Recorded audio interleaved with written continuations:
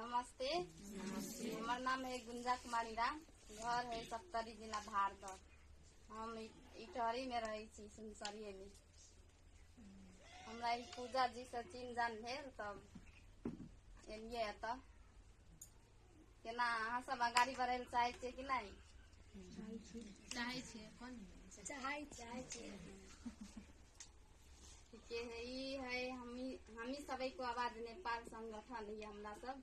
ई सबके बेटा के उमेर मतलब उमेरे है। अहाँ सबके बेटा सब विदेश में है तैने वो सब से अपना पैसा लगा कर ई संगठन खोलना छै। जना कोनो बहुत समस्या है, कतो गरीब छै, खाय नहीं मिले छै, ओहन सबके सहयोग करे छै। जना विदेश में कतो कोई फंस गया है तो वही सबके सहयोग करे छै। जकर बाल बच्चा के पढ़े के उपाय नहीं रहे छै तकरा आर के पढ़ावे छै।